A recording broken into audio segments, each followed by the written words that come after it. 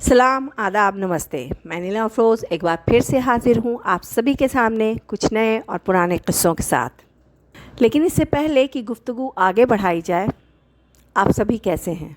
मैं पूरी उम्मीद करती हूँ कि आप सभी बहुत अच्छे होंगे। इस सवाल के साथ आपके जवाब की मुंतज़िर भी रहती हूँ मैं। खैर, जब आपका दिल चाहे तब जवाब दीजिए। तो थोड़ी बात हो जाए आज की वीडियो की। इस अदाकार पे आज मैं ये वीडियो बना रही हूँ। उस अदाकार को आप लोग सभी बखूबी जानते भी होंगे, नाम से, उनकी अदाकारी से, और आप में बहुत उनके कायल भी होंगे, मुरीद भी होंगे। उस अदाकार की ताकत थी उनकी दरमियानी आवाज़, हकीकत पसंद अदाकारी, जज्बाती हकीकत, जिस्मानी हकीकत से निकलकर उनके चेहरे, उनकी आँखें, अदाकारी के वो तमाम पहलुओं को पहले पर्दे पर लाकर खड़ा कर देती थीं। ऐसी थी उनकी अदायगी। लेकिन फिर भी उन्होंने दाग के सेट पर ये क्यों बोला, वो भी एक नहीं लगातार 3 दिनों तक, कि मैं इतना बड़ा डायलॉग नहीं बोल सकता। हालांकि हकीकत ये है कि बॉलीवुड के न जाने कितने अदाकारों ने उनकी अदाकारी को देखकर अदाकारी सीखी। जी हाँ, मैं बात कर रही हूँ मोहम्मद यूसुफ़ ख़ान यानी कि दिलीप कुमार साहब की, जो हिंदी सिनेमा के आला तरीन और अपनी छाप छोड़ जाने वाले अदाकार माने जाते हैं। और इसमें कोई शक नहीं है कि उनकी बेहतरीन अदाकारी ने हिंदी सिनेमा पर अपनी गहरी छाप छोड़ी है। उनकी एक फ़िल्म का एक किस्सा आप सभी के साथ इस वीडियो में मैं साझा करना चाह रही हूँ। फ़िल्म ताक की कहानी अगर आप लोगों ने देखी होगी ये फ़िल्म, तो आप सभी को पता होगी। इस फ़िल्म में दिलीप कुमार साहब एक शराबी का किरदार अदा करते हैं, जिसमें वो बेइंतहा शराब पीते हैं और इस गम में उनकी माँ बीमार हो जाती हैं। माँ को ये सदमा था कि मेरा बेटा शराबी है और ये शराब नहीं छोड़ता। यहाँ तक कि माँ जब बीमार हो जाती है तो कुछ पैसे उन्होंने इकट्ठे किए हुए होते हैं और वो पैसे उन्होंने अपने बेटे यानी कि दिलीप साहब को देती हैं कि मेरे लिए दवा लेकर आ जाओ। और दिलीप कुमार साहब जाते हैं दवा लेने के लिए, लेकिन फिर वही रास्ते में उन्हें एक शराब की दुकान दिख जाती है और वो बैठकर उन पैसों से शराब पी जाते हैं। और जब गुनूदगी टूटती है और वो वापस घर आते हैं, तब तक बहुत देर हो चुकी होती है। उनकी माँ मर चुकी होती हैं और वहाँ पे अदाकारा निम्मी बैठी होती हैं, जिसका नाम इस फिल्म में पारो होता है। और इस फिल्म के इस सीन के लिए 3 सफ़ों के डायलॉग लिखे गए थे। डायलॉग लिखने वाले ख़ुद अली रज़ा कादरी थे। तो डायलॉग कुछ इस तरह लिखे गए थे कि एक माँ मर गई, ये ख़ुद में ही एक बहुत बड़ा गम और सदमा है। लेकिन माँ तब मरी जब उनके बेटे ने दवा के पैसों से शराब पी ली। तो शराब क्या होती है और शराब किस तरह घर बर्बाद कर देती है, इस पूरी निचोड़ को उन्होंने 3 सफ़ों में लिखा। खैर, सारे डायलॉग और सब कुछ तैयार थी। दिलीप साहब का इंतज़ार हो रहा था। दिलीप साहब सेट पर आए और उन्होंने पन्ने उठाए और डायलॉग पढ़े। कहा, क्या डायलॉग आपने लिखा है? दिलीप कुमार साहब ने तारीफ़ में कसीदे कढ़े। उन्होंने ये तक कहा कि क्या डायलॉग आपने लिखे हैं, आपके जैसा राइटर मैंने आज तक नहीं देखा। और हर एक लाइन, हर एक डायलॉग जो आपने लिखा हुआ है, वो सारे पूरी तरह से इस मंज़र को बयां करने वाले हैं, इस मंज़र में छुपे दर्द को बयां करने वाले हैं। और ये तमाम बातों को बोलने के बाद दिलीप कुमार साहब कहते हैं, लेकिन मैं आज शूटिंग नहीं करूँगा क्योंकि मैं इतने डायलॉग बोल नहीं सकता। मेरी सिर्फ़ इतनी इल्तिजा है आपसे कि इस पूरे डायलॉग को जो 3 सफ़े में लिखे गए हैं, इसको थोड़ा छोटा कर दिया जाए। ठीक है भाई। तो फिर दूसरे दिन फिर दिलीप कुमार साहब सेट पर जब आए और उन्होंने डायलॉग देखा, तो जहाँ 3 सफ़े थे वहाँ अब घटकर वो 2 सफ़ों में हो गया था। और उन्होंने फिर बहुत तारीफ़ की। कहा, क्या कहना है आपका? कहा, क्या कहना है आपका? आपने पूरे दरिया को जैसे 2 सफ़ों में बंद कर दिया हो। लेकिन मैं माज़रत चाहता हूँ, मैं आज शूटिंग नहीं करूँगा। पूछा गया, क्या बात हो गई? उन्होंने कहा कि मैं इतने डायलॉग इस मंज़र के लिए नहीं बोल पाऊँगा, मेरा दिमाग फट जाएगा। बड़े भारी मन से लेकिन फिर शूटिंग कैंसिल कर दी गई। फिर डायरेक्टर साहब ख़ुद दिलीप कुमार साहब के पास आए और बोला कि 2 दिनों से शूटिंग कैंसिल हो रही है, कल तो आप शूटिंग करेंगे ना? दिलीप कुमार साहब ने कहा हाँ हाँ बिल्कुल, क्यों नहीं करेंगे।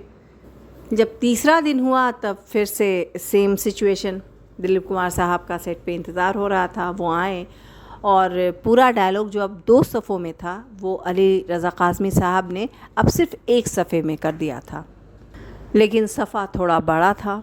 और दिलीप कुमार साहब फिर आए और देखा पेपर को, उन्होंने देखा पढ़ा 1-2 दफ़ा। उसके बाद मंज़र ये था कि सेट के हर एक इंसान की नज़र उस वक्त दिलीप कुमार साहब पर ही थी, अब वो क्या बोलेंगे। अब शायद दिलीप कुमार साहब भी उस वक्त थोड़े पेशोपेश में होंगे, लेकिन उन्होंने सीन अपने हाथ में लिया और फिर उन्होंने कहा काज़मी साहब इस सीन को ज़ाया नहीं करना है, इस सीन को आप संभाल के रखें। काज़मी साहब ने कहा कि क्यों? उन्होंने कहा बस यूँ ही, आप इस सीन को संभाल कर रखें। और फिर डायरेक्टर साहब से दिलीप कुमार साहब मुखातिब हुए और कहा कि मैं ये सीन नहीं बोलूँगा। काज़मी साहब, भाई गुस्सा आना जायज़ था उनका, और वो गुस्से में उठ के बाहर जाने लगे। दिलीप कुमार साहब ने उनको आगे बढ़कर रोका और कहा कि मैंने आपका सीन पूरा पढ़ लिया है और मैंने पूरा डायलॉग सब कुछ याद भी कर लिया है, लेकिन बस मैं इतने डायलॉग नहीं बोलूँगा, मैं बोल ही नहीं पाऊँगा। यहाँ पर इस सीन के लिए मैं जुमला सिर्फ एक ही बोलूँगा। आपके इस पूरे सफ़े में कुल मिलाकर 7 बातें हैं। आपने पहली बात ये कही है कि शराबी हो, अगर शराब ही पीनी है तो कम से कम माँ की दवा के पैसों की ना पियो।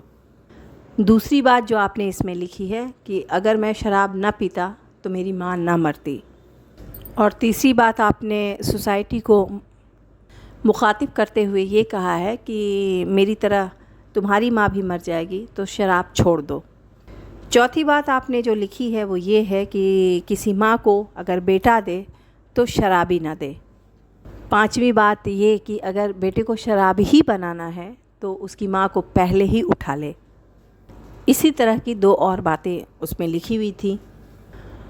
और तब दिलीप कुमार साहब ने कहा कि इन 7 बातों की जगह पे मैं जुमला सिर्फ एक ही बोलूँगा, और अगर ये 7 बातें मेरे चेहरे पे और मेरी आँख में आपको न नज़र आए तो आज के बाद मैं अदाकारी छोड़ दूँगा। और अगर इस फिल्म के इस सीन को आप देखिए, अब देखिए ये तमाम बातें जानने के बाद, तो वाकई में उनके चेहरे पे वो तमाम बातें, बल्कि इन बातों से भी कहीं ज़्यादा बातें, कहीं ज़्यादा दर्द और तकलीफ़ उनके चेहरे और उनके आँख पे दिखी है।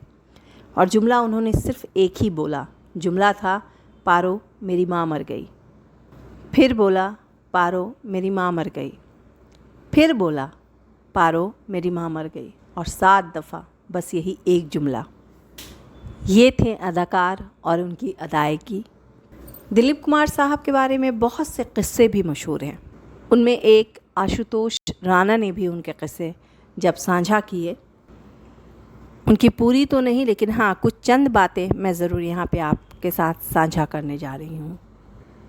आशुतोष राणा बताते हैं कि फ़िल्म दुश्मन के बाद उनको एक मौका मिला दिलीप साहब से मिलने का, और दिलीप कुमार ने जब उनके पीठ को थपथपाते हुए उन्होंने ये कहा कि बरखुरदार मैं आपके काम से बहुत मुतासिर हूँ। आशुतोष राणा अपने जज्बातों को जब बयां करते हैं तो वो कहते हैं कि मैं तो, मेरे लिए दिलीप कुमार साहब से मिलना बस ऐसा था कि एक कोई सुपर हीरो किसी कॉमिक से निकलकर मेरे सामने आ गया था और मैं बस उसको देखता रह गया, और उन्होंने मेरे काम को सराहा, मुझे जानते हैं वो, यही मेरे लिए बहुत बड़ी बात थी। और आशुतोष राणा जी ये बताते हैं कि मुझसे बात करने के दौरान उन्होंने एक बहुत बड़ी बात कही कि बरखुरदार हमेशा ये याद रखना कि हम हों या आप, हम लोग एक खिलौने बेचने वाले इंसान हैं और हम सभी के पास एक फ़िक्स्ड अमाउंट के ही खिलौने हैं।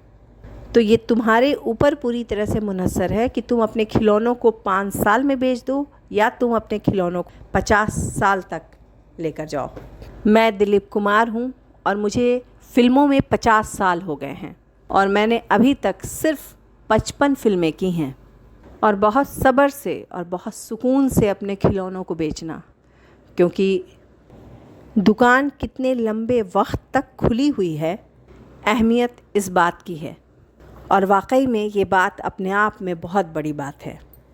और आगे, the biggest power is not wanting power. जब टेबल पे पैसा देखकर तुम्हारे अंदर फ़िल्म की स्टोरी जानने पर फ़िल्म इनकार करने का हौसला आ जाए, तब ये समझ लेना कि तुम बहुत पावरफुल इंसान बन चुके हो। तो ये थे दिलीप कुमार साहब। न जाने ऐसे कितने किस्से, कितनी कहानियाँ उनसे जुड़ी हुई हैं, और न जाने बॉलीवुड के कितने अदाकार उनको देखकर एक्टिंग करना सीखा है और इस फिल्मी दुनिया में आए हैं और अपने ख्वाबों को, अपने सपनों को पूरा किया है।